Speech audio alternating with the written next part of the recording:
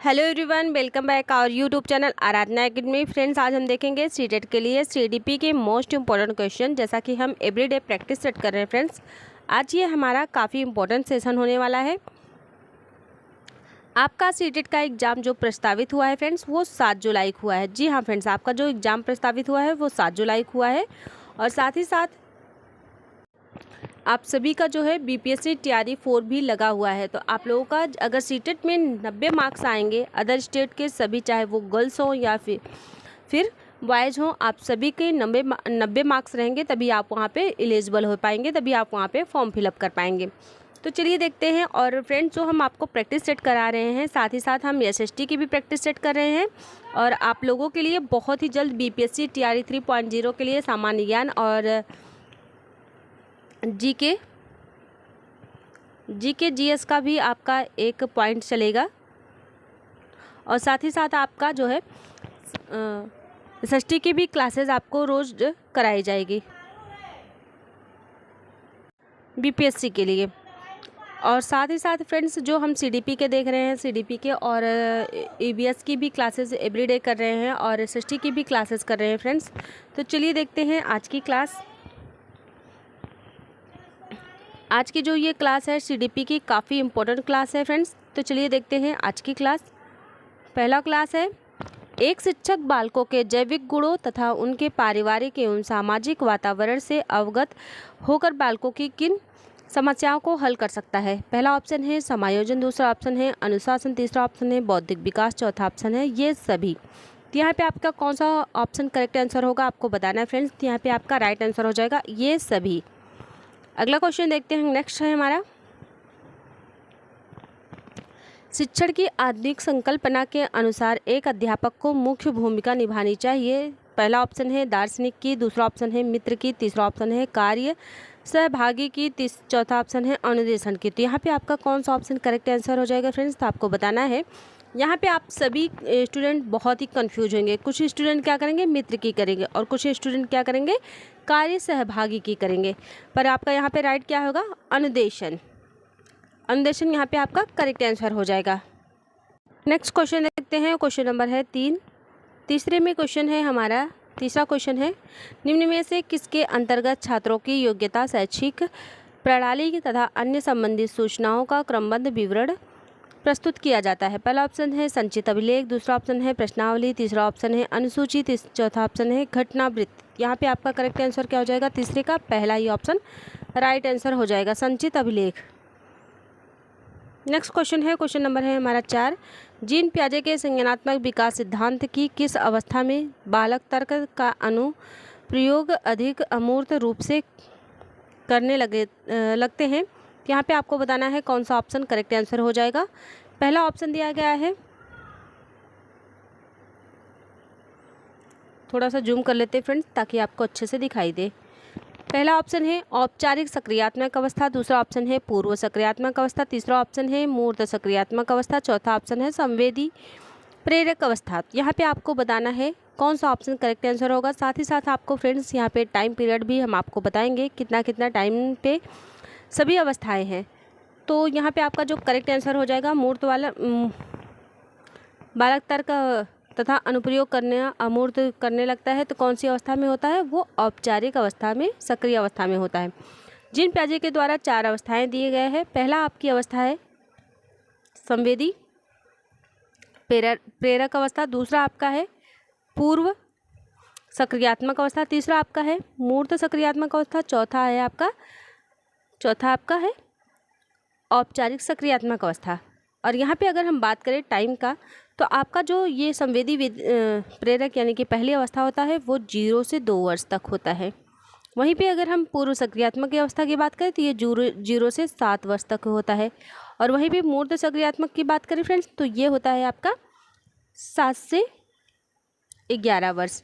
और अगर हम यहीं पे औपचारिक सक्रियात्मक अवस्था की बात करें तो ये होता है आपका 11 से प्लस, यानी कि 11 के बाद।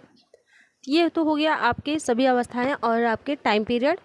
और यहाँ पे आपका राइट आंसर हो जाएगा चौथे का, पहला ही ऑप्शन आपका करेक्ट आंसर हो जाएगा। नेक्स्ट क्वेश्चन देखते हैं। क्वेश्चन है हमारा 5वां, राष्ट्रीय शिक्षा नीति 2020 में किसकी स्थापना पर बल दिया गया है। पहला ऑप्शन है जेंडर इंक्लूजन फंड पे, या दूसरा ऑप्शन है बालक बालिका समावेशी कोष पर, तीसरा ऑप्शन है विशेष शिक्षा जोन पर। यहाँ पे आपका राइट आंसर क्या हो जाएगा? ऑप्शन नंबर 4, चौथा ऑप्शन यहाँ पे करेक्ट आंसर हो जाएगा। यहाँ पे तीनों ऑप्शन आपके राइट आंसर हो जाएंगे फ्रेंड्स। चलिए नेक्स्ट क्वेश्चन देखते हैं। क्वेश्चन नंबर है हमारा 6। किस अवधि के दौरान विचार अमूर्त और आदर्शवादी हो जाता है? पहला ऑप्शन है शैशवावस्था, दूसरा ऑप्शन है प्रारंभिक बचपन, तीसरा ऑप्शन है मध्य बचपन, चौथा ऑप्शन है किशोरावस्था। यहाँ पे आपका जो करेक्ट आंसर हो जाएगा ऑप्शन नंबर 4, चौथा ही आपका करेक्ट आंसर हो जाएगा किशोरावस्था। नेक्स्ट क्वेश्चन देखते हैं। क्वेश्चन नंबर है हमारा 7।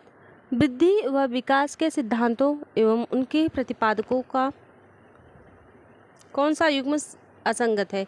यहाँ पे आपको बताना है कौन सा युग्म असंगत है। पहला ऑप्शन है मनोलैंगिक विकास सिद्धांत फ्रायड, दूसरा ऑप्शन है संज्ञानात्मक विकास सिद्धांत जीन पियाजे, तीसरा ऑप्शन है मनोसामाजिक विज्ञान सिद्धांत स्किनर, और चौथा ऑप्शन है नैतिक विकास सिद्धांत कोहलबर्ग। यहाँ पे आपको बताना है असंगत है यानी कि इनकरेक्ट है। कौन सा ऑप्शन करेक्ट आंसर हो जाएगा 7 का? तो 7 का यहाँ पे तीसरा ऑप्शन राइट आंसर हो जाएगा। मनोसामाजिक जो दिया गया है स्किनर के द्वारा नहीं दिया गया है, वह सिद्धांत दिया गया है किसके द्वारा फ्रेंड्स? मनोसामाजिक सिद्धांत का किसके द्वारा दिए गए ये आप लोग कमेंट में बताएंगे। नेक्स्ट क्वेश्चन देखते हैं। क्वेश्चन नंबर है हमारा 8। प्रतिभाशाली बालकों के शिक्षण हेतु सर्वश्रेष्ठ विधि मानी जाती है, तो सर्वश्रेष्ठ विधि कौन सी मानी जाती है? किंडरगार्टन विधि, या फिर योजना विधि, या फिर पाठ्यपुस्तक विधि, या फिर व्याख्यान विधि? कौन सा यहाँ पे ऑप्शन करेक्ट आंसर हो जाएगा फ्रेंड्स? आपको बताना है। तो 8वीं का आपका राइट आंसर हो जाएगा ऑप्शन नंबर 2, योजना विधि। अगला क्वेश्चन देखते हैं। क्वेश्चन नंबर है 9। विकासात्मक परिवर्तन का प्रभाव है, तो विकासात्मक परिवर्तन का प्रभाव है अत्यधिक अप्रत्याशित है, दूसरा ऑप्शन है मध्य बाल्य काल तक बहुत तेजी से होते हैं, फिर एक पठार पर पहुंचकर रुक जाते हैं, और तीसरा ऑप्शन है व्यक्तियों में अलग अलग दरों पर होते हैं, चौथा ऑप्शन है सामाजिक सांस्कृतिक संदर्भ से स्वतंत्र है। यहाँ पे 9 नंबर का क्वेश्चन का कौन सा ऑप्शन करेक्ट आंसर हो जाएगा फ्रेंड्स? आपको बताना है। तो यहाँ पे आपका राइट आंसर हो जाएगा ऑप्शन नंबर 3। यहाँ पे आपका राइट आंसर हो जाएगा क्वेश्चन नंबर 9 का 3rd, आपका व्यक्तियों में अलग अलग दरों पर होता है। जी हाँ फ्रेंड्स, विकास आपका एक तरह से नहीं होता है, सभी व्यक्तियों में अलग अलग विकास होता है, अलग अलग तरीके से। नेक्स्ट क्वेश्चन देखते हैं। क्वेश्चन नंबर 10 है थर्स्टन द्वारा प्रतिपादित बुद्धि सिद्धांत है, तो कौन सा थर्स्टन का बुद्धि का प्रतिपादन किया है? पहला ऑप्शन है प्राथमिक योग्यताओं का सिद्धांत, दूसरा ऑप्शन है बहुकारक सिद्धांत, तीसरा ऑप्शन है धारा प्रवाह सिद्धांत, चौथा ऑप्शन है सक्रिय उत्पादन सिद्धांत। यहाँ पे आपको बताना है कौन सा ऑप्शन करेक्ट आंसर हो जाएगा क्वेश्चन नंबर 10 का। तो यहाँ पे आपका राइट आंसर हो जाएगा पहला ही करेक्ट आंसर हो जाएगा प्राथमिक योग्यताओं का सिद्धांत, पहला ऑप्शन करेक्ट आंसर हो जाएगा। नेक्स्ट क्वेश्चन देखते हैं फ्रेंड्स। क्वेश्चन नंबर 11 है छात्रों का सामाजिक सांस्कृतिक संदर्भ। पहला ऑप्शन है सीखने की प्रक्रिया में न्यूनतम भूमिका निभाता है, दूसरा ऑप्शन है सीखने की प्रक्रिया में कोई भूमिका नहीं निभाता है, तीसरा ऑप्शन है सीखने की प्रक्रिया में एक महत्वपूर्ण भूमिका निभाता है, चौथा ऑप्शन है वो सीखने की प्रक्रिया में अनदेखा किया जाना चाहिए। तो यहाँ पे 11 नंबर क्वेश्चन का राइट आंसर हो जाएगा ऑप्शन नंबर 3, सीखने की प्रक्रिया में एक महत्वपूर्ण भूमिका निभाता है। अगला क्वेश्चन है क्वेश्चन नंबर है 12। बाल विकास में संवेदनशील अवधि का क्या अर्थ है? तो बाल विकास में संवेदनशील की अवधि का क्या अर्थ है आपको बताना है। पहला ऑप्शन है केवल संज्ञान और सीखने में तेजी से प्रगति से संबंधित अवधि, दूसरा ऑप्शन है विशिष्ट क्षमताओं के विकास के लिए इष्टतम अवधि, तीसरा ऑप्शन है वह काल जिसमें केवल भाषाई विकास को गति दी जा सके, और चौथा ऑप्शन है वह अवधि जिसमें शारीरिक वृद्धि अपने चरम पर होती है। तो यहाँ पे आपको बताना है 12 नंबर क्वेश्चन का कौन सा ऑप्शन करेक्ट आंसर हो जाएगा। तो आपका राइट आंसर हो जाएगा ऑप्शन नंबर 2, विशिष्ट क्षमताओं के विकास के लिए इष्टतम अवधि। अगला क्वेश्चन देख लेते हैं फ्रेंड्स। क्वेश्चन नंबर है हमारा 13। अधिकतम स्थानांतरण के सिद्धांत एवं प्रतिपादक के निम्न युग्मों में से असत्य कौन युग्म है? तो आपको यहाँ पे असत्य युग्म बताना है। सहचर्यवाद का सिद्धांत थार्नडाइक के द्वारा दिया गया है, या दूसरा ऑप्शन दिया गया है शास्त्रीय अनुबंधन का सिद्धांत E.P. पावलोव, तीसरा ऑप्शन है सामान्यीकरण का सिद्धांत, C.H. जड़, और चौथा ऑप्शन है अवयववादी सिद्धांत कोहलर। तो यहाँ पे आपका कौन सा ऑप्शन करेक्ट आंसर हो जाएगा 13 नंबर का? तो यहाँ पे आपका पहला ही ऑप्शन करेक्ट आंसर हो जाएगा। साहचर्यवाद का सिद्धांत जो दिया गया है थार्डाइक के द्वारा। यहाँ पे आपको रॉन्ग आंसर पूछा गया था, तो आपका यही करेक्ट आंसर है। साहचर्य का जो दिया गया था वो दिया गया था रॉबर्ट्स जोन्स के द्वारा यह सिद्धांत दिया गया है। नेक्स्ट क्वेश्चन देखते हैं। क्वेश्चन नंबर है हमारा 14। आपकी कक्षा का एक छात्र लिखने में अक्षमता प्रदर्शित करता है, वह छात्रग्रस्त है। तो पहला ऑप्शन है डिस्ग्राफिया से, तीसरा ऑप्शन है डिस्कोलिया से, और तीसरा ऑप्शन है अफेक्सिया से, और चौथा ऑप्शन है डिसलेक्सिया से। तो यहाँ पे आपका 14 नंबर क्वेश्चन का कौन सा राइट आंसर हो जाएगा? ऑप्शन नंबर पहला ही यहाँ पे आपका करेक्ट आंसर हो जाएगा, डिस्ग्राफिया से। नेक्स्ट क्वेश्चन देखते हैं फ्रेंड्स। क्वेश्चन नंबर है, अगला क्वेश्चन है, क्वेश्चन नंबर हमारा है 15 में क्वेश्चन है हमारा, लेवोल्स्की के सिद्धांत में भौतिक वस्तुएं जैसे कैलकुलेटर कंप्यूटर के साथ साथ बौद्धिक ढांचे के लिए क्या कहलाती है? तो यहाँ पे आपको बताना है कौन सा ऑप्शन करेक्ट आंसर हो जाएगा। अलंकारिक सामग्री, दूसरा ऑप्शन है सांस्कृतिक उपकरण, तीसरा ऑप्शन है अवधारणा मानचित्र, और चौथा ऑप्शन है स्मृति सहायक। तो यहाँ पे आपको 15 नंबर क्वेश्चन का कौन सा ऑप्शन राइट हो जाएगा? ऑप्शन नंबर 2 यहाँ पे आपका राइट हो जाएगा, सांस्कृतिक उपकरण। अगला क्वेश्चन देखते हैं फ्रेंड्स। क्वेश्चन है हमारा, जीन पियाजे के नैतिक विकास सिद्धांत के अनुसार 10 वर्ष से अधिक आयु के बच्चे किस प्रकार की नैतिकता प्रदर्शित करते हैं? पहला ऑप्शन है बाहरी सत्ता पर आधारित, दूसरा ऑप्शन है स्वायत्तता पर आधारित, तीसरा ऑप्शन है विद्यालय पर आधारित, चौथा ऑप्शन है परिवार पर आधारित। यहाँ पे आपका 16 नंबर क्वेश्चन का कौन सा राइट आंसर हो जाएगा? ऑप्शन नंबर आपका दूसरा यहाँ पे करेक्ट आंसर हो जाएगा। जी हाँ फ्रेंड्स, स्वायत्तता पर आधारित ये दूसरा आपका करेक्ट आंसर हो जाएगा। नेक्स्ट क्वेश्चन देखते हैं। क्वेश्चन नंबर 17 है, सीखने की सूझ के सिद्धांत की शैक्षणिक उपयोगिता निम्न में से किसमें नहीं है? पहला ऑप्शन है इस सिद्धांत का प्रयोग कठिन विषयों जैसे गणित, भौतिक शास्त्र तथा विज्ञान के अन्य विषयों के लिए अत्यंत उपयोगी है। दूसरा ऑप्शन है यह सिद्धांत समय पर सीखने पर अधिक बल नहीं देता है। तीसरा ऑप्शन है यह सिद्धांत के अनुसार अंतर्दृष्टि का उपयोग बालक तभी कर सकता है जबकि उसे संपूर्ण परिस्थिति का ज्ञान हो, और चौथा ऑप्शन है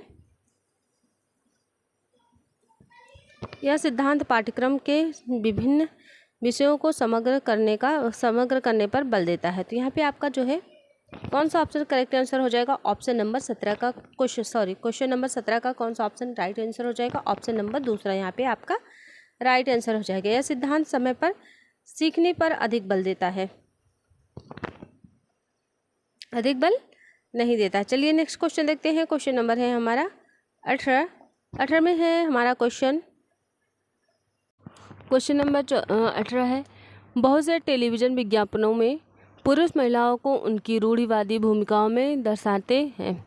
एक अध्यापिका को अपनी कक्षा में इस विषय पर किस प्रकार चर्चा करनी चाहिए? तो आपको बताना है चारों ऑप्शन में से कौन सा ऑप्शन करेक्ट आंसर हो जाएगा। पहला ऑप्शन दिया गया है वह उन्हें उन विज्ञापनों में दिए गए वक्तव्यों को उनके ज्यों के त्यों स्वरूप फेस वैल्यू पर स्वीकार करने को प्रोत्साहित करें। दूसरा ऑप्शन है वह उन्हें इस विज्ञापन को आलोचनात्मक दृष्टि से विश्लेषण कर किसी तार्किक निर्णय पर पहुंचने के लिए प्रोत्साहित करें। तीसरा ऑप्शन है उन्हें विज्ञापन में दिए गए तथ्यों के आधार पर निर्णय लेने के लिए प्रोत्साहित करें। चौथा ऑप्शन है वह छात्रों को विज्ञापन में दिए हुए पुरुष महिलाओं व्यवहार को अनुकरण के लिए प्रोत्साहित करें। यहाँ पे आपको कौन सा ऑप्शन करेक्ट आंसर होगा फ्रेंड्स, आपको बताना है क्वेश्चन नंबर 18 का। तो क्वेश्चन नंबर 18 का आपका राइट आंसर हो जाएगा ऑप्शन नंबर 2। जी हाँ फ्रेंड्स, दूसरा ऑप्शन यहाँ पे आपका करेक्ट आंसर हो जाएगा। रूढ़िवादिता को अगर हमें समाप्त करना है तो उसके लिए हमें आलोचनात्मक विश्लेषण करना होगा और तार्किक निर्णय लेने के लिए आपको पहुँचने के लिए तैयार करना होगा ऐसे अध्यापिका को। अगला क्वेश्चन है, क्वेश्चन नंबर है 19 में कथन और कारण दिया गया है। पहले हम कथन देख लेते हैं फिर कारण, उसके बाद में आपको 4 ऑप्शन दिया गया है। चारों ऑप्शन में से आपको बताना है कौन सा यहाँ पे राइट आंसर हो जाएगा। मानव अपने पूरे जीवन काल के दौरान गत्यात्मक और संज्ञानात्मक क्षेत्रों में नई चीज़ें सीखने और स्मरण करने के योग्य है। और कारण दिया गया है, एक गंभीर रूप से पीड़ित बचपन के परिणामों को बाद के वर्षों में आसानी से बदला जा सकता है। तो यहाँ पे कौन सा ऑप्शन करेक्ट आंसर हो जाएगा क्वेश्चन नंबर 19 का? तो राइट आंसर हो जाएगा ऑप्शन नंबर तीसरा। ए सही है लेकिन आर गलत है। अगला क्वेश्चन चलते हैं फ्रेंड्स। अगला क्वेश्चन है हमारा, क्वेश्चन नंबर है हमारा 20। आप एक ऐसी कक्षा में पढ़ा रहे हैं जहां बालक बोलचाल में बहुत सी भाषाओं का प्रयोग करते हैं। निम्न में से कौन सी समस्या आपके कक्षा मिश्रण को प्रभावित कर सकती है? पहला ऑप्शन है उच्चारण में व्यक्तिकरण की, दूसरा ऑप्शन है शब्दों के लेन देन की, तीसरा ऑप्शन है वाक्यों में कठिनाई की, चौथा ऑप्शन है उपरोक्त सभी। यहाँ पे आपका कौन सा ऑप्शन करेक्ट आंसर हो जाएगा 20 नंबर क्वेश्चन का? ऑप्शन नंबर 4 यहाँ पे आपका राइट आंसर हो जाएगा, उपरोक्त सभी की। अगला क्वेश्चन देखते हैं। क्वेश्चन नंबर है हमारा 21। स्कूलों में बच्चों की असफलता के लिए निम्नलिखित में से कौन से कारण जिम्मेदार है? पहला ऑप्शन है भय और उत्कंठा, दूसरा ऑप्शन है ऊब और उलझन, तीसरा ऑप्शन है अप्रासंगिक पाठ्यचर्या, चौथा ऑप्शन है असंदर्भित शिक्षा शास्त्र। यहाँ पे आपको बताना है 21 नंबर क्वेश्चन का कौन सा राइट आंसर हो जाएगा। ऑप्शन नंबर 4 यहाँ पे आपका फ्रेंड्स राइट आंसर हो जाएगा। पहला, दूसरा, तीसरा, चौथा सभी यहाँ पे राइट है, आपका चौथा ऑप्शन करेक्ट आंसर हो जाएगा। नेक्स्ट क्वेश्चन देखते हैं। क्वेश्चन नंबर है 22। किसी भी प्रकार के ज्ञान के प्रति हमारी अभिवृत्ति कैसी होनी चाहिए? तो आपको बताना है किसी भी ज्ञान के लिए हमारी अभिवृत्ति कैसी होनी चाहिए। पहला ऑप्शन है अनुभाषिक प्रमाण के आधार पर विज्ञान द्वारा प्रमाण को स्वीकार करना, दूसरा ऑप्शन है उन्नति के क्षेत्र में विश्वास को अपनाना, तीसरा ऑप्शन है अंतिम सत्य को स्वीकार करना, चौथा ऑप्शन है उपरोक्त में से कोई नहीं। यहाँ पे पहला, दूसरा, तीसरा कौन सा ऑप्शन आपका करेक्ट आंसर हो जाएगा फ्रेंड्स? आपको बताना है क्वेश्चन नंबर 22 का। तो क्वेश्चन नंबर 22 का पहला ही ऑप्शन आपका यहाँ पे करेक्ट आंसर हो जाएगा। अनुभाषिक प्रमाण के साथ के आधार पर विज्ञान द्वारा प्रमाणित को स्वीकार करना। अगला क्वेश्चन देखते हैं। क्वेश्चन नंबर है हमारा 23। सीखने के आकलन के बजाय सीखने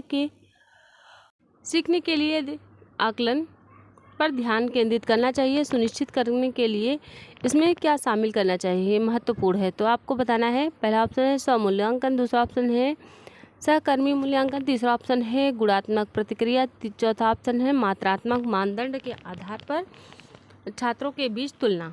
यहाँ पे आपको जो है 23 नंबर क्वेश्चन का कौन सा ऑप्शन करेक्ट आंसर हो जाएगा आपको बताना है। यहाँ पे जो जितने भी आपको ऑप्शन दिए गए हैं पहला, दूसरा, तीसरा, चौथा, कौन सा ऑप्शन यहाँ पे राइट होगा फ्रेंड्स आपको कमेंट में बताना है। और साथ ही साथ आप सभी का जो प्रिपरेशन हो रहा है फ्रेंड्स, तो यहाँ पे आप सभी कमेंट में ज़रूर बताइएगा 30 क्वेश्चन में से आपके कितने मार्क्स आए हैं। अगर आपके 30 में से 27 नंबर आते हैं फ्रेंड्स, तो आप बहुत ही अच्छा प्रिपरेशन कर रहे हो। और आप एवरीडे जो है फ्रेंड्स प्रैक्टिस सेट जरूर लगाते रहिए, क्योंकि प्रैक्टिस सेट से आपके काफ़ी क्वेश्चन सॉल्व हो जाएंगे। और ऑप्शन यहाँ पे दूसरा करेक्ट है, यानी कि पहला, दूसरा और तीसरा यहाँ पे करेक्ट है, चौथा आपका करेक्ट नहीं है। अगला क्वेश्चन देखते हैं। क्वेश्चन नंबर है हमारा 24। प्रश्नोत्तर विधि में यह विचारणीय है कि पहला ऑप्शन है पाठ्य पुस्तक के शब्दों एवं वाक्यों का प्रयोग किया जाए, दूसरा ऑप्शन है छात्रों को प्रश्न के उत्तर देने के लिए तैयार होने को कहा जाए, तीसरा ऑप्शन है छात्रों को प्रश्न के लिए उत्तर स्वयं सोचकर देने को कहा जाए, चौथा ऑप्शन है छात्रों के स्वैच्छिक उत्तरों पर आश्रित रहा जाए। यहाँ पे आपका कौन सा ऑप्शन करेक्ट आंसर हो जाएगा क्वेश्चन नंबर 25 का फ्रेंड्स? तो आपका राइट आंसर हो जाएगा 24 नंबर क्वेश्चन का तीसरा ऑप्शन यहाँ पे राइट हो जाएगा, छात्रों को प्रश्न के उत्तर स्वयं सोचकर देने को कहा जाए। नेक्स्ट क्वेश्चन है, क्वेश्चन नंबर है हमारा 25। संचार के लिए बहुमाध्यम के उपयोग से निम्नलिखित में से किसके समावेशन में मदद मिलेगी? पहला ऑप्शन है बौद्धिक चुनौतियों वाले छात्र, दूसरा ऑप्शन है प्रतिभाशाली छात्र, तीसरा ऑप्शन है स्वलीनता वाले छात्र, चौथा ऑप्शन है पठन वैकल्य वाले छात्र। यहाँ पे आपको बताना है कौन कौन सा ऑप्शन करेक्ट आंसर हो जाएंगे। यहाँ पे कूट भी दिया गया है, जिसमें से आपको सेलेक्ट करके बताना है कौन सा ऑप्शन करेक्ट है। यहाँ पे आपका 25 नंबर क्वेश्चन का राइट आंसर हो जाएगा ऑप्शन नंबर 4। पहला, दूसरा, तीसरा, चौथा सभी करेक्ट है। चलिए नेक्स्ट क्वेश्चन देख लेते हैं। क्वेश्चन नंबर है हमारा फ्रेंड्स 26। एक 5 साल की बच्ची को उसकी शिक्षिका ने 5 छोटे पत्थर दिए। बच्ची ने उन पत्थरों को अलग अलग प्रकार से लगाया, एक छोटी लाइन, एक बड़ी लाइन, एक वृत्त, और फिर उसने उस पत्थरों को बार बार गिना। जिन प्याजे के अनुसार यह बच्ची निम्न में से संज्ञानात्मक स्कीमा को ग्रहण करने की कोशिश कर रही है। पहला ऑप्शन है क्रमबद्धीकरण, दूसरा ऑप्शन है संक्रमण अनुमति, तीसरा ऑप्शन है सांकेतिक मानदंड, चौथा ऑप्शन है संख्या का संरक्षण। यहाँ पे आपका कौन सा ऑप्शन करेक्ट आंसर हो जाएगा फ्रेंड्स, आपको बताना है। 26 का आपका राइट आंसर हो जाएगा ऑप्शन नंबर 4, संख्या का संरक्षण। क्वेश्चन नंबर 27 है।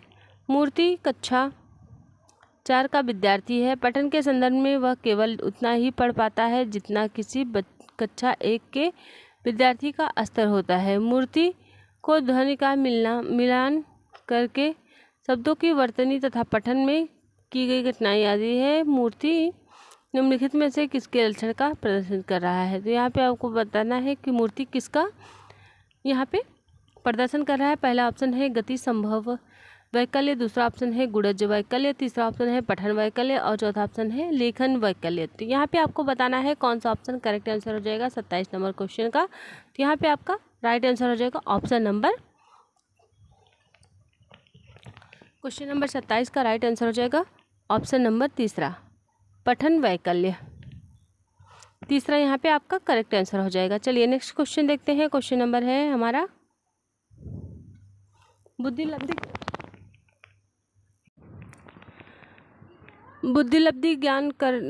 ज्ञात करने का सूत्र है। पहला ऑप्शन आपको दिया गया है यहाँ पे बुद्धिलब्धि मानसिक आयु अपान शैक्षिक आयु इंटू 100। यहाँ पे आपको कौन सा ऑप्शन करेक्ट है तो आपको बताना है। दूसरा दिया गया है बुद्धिलब्धि वास्तविक आयु अपान मानसिक आयु इंटू 100। तीसरा ऑप्शन है आपका बुद्धिलब्धि मानसिक आयु अपान वास्तविक आयु इंटू 100। चौथा ऑप्शन है बुद्धिलब्धि शैक्षणिक आयु अपान मानसिक आयु इंटू 100। यहाँ पे आप लोगों का सबसे ज़्यादा कन्फ्यूजन क्या हो जाता है फ्रेंड्स, जैसे ही आपको IQ 1 मिनट IQ को आपका जैसे ही सूत्र पूछता है तो आप लोग घबरा जाते हो, क्योंकि यहाँ पे आप लोग कन्फ्यूजन में आ जाते हो। तो आप लोगों को यहाँ पे IQ जो आप लोगों का देखना होता है फ्रेंड्स, उसे कैसे देखेंगे, आपको सबसे अच्छा है कि आप इंग्लिश में याद रखेंगे MA अपान CA ये इंटू 100। ठीक, ये चीज़ आप लोग याद रखेंगे तो आपके लिए काफ़ी इम्पोर्टेंट होगा और आप जो है आसानी से समझ भी जाएंगे। तो यहाँ पे तीसरा ऑप्शन करेक्ट आंसर हो जाएगा। अगला क्वेश्चन देखते हैं। यहाँ पे अभिकथन दिया गया है।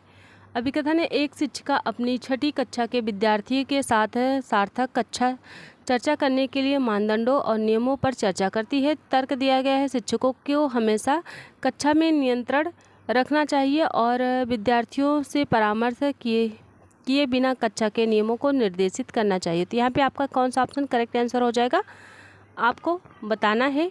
29 नंबर क्वेश्चन का राइट आंसर हो जाएगा ऑप्शन नंबर तीसरा। तीसरा आपका यहाँ पे राइट है, A सही है लेकिन R आपका गलत आंसर है। चलिए नेक्स्ट क्वेश्चन देख लेते हैं। क्वेश्चन नंबर है हमारा 30। राष्ट्रीय शिक्षा नीति सन 1986 के अनुसार शिक्षक पर निवेश कुल राष्ट्रीय उत्पादन का प्रतिशत होना चाहिए। पहला ऑप्शन है 6%, दूसरा ऑप्शन है 10%, तीसरा ऑप्शन है 4% और चौथा ऑप्शन है 3%। यहाँ पे आपका करेक्ट क्या हो जाएगा आपको बताना है। तो यहाँ पे आपका पहला ऑप्शन ही राइट हो जाएगा 6%।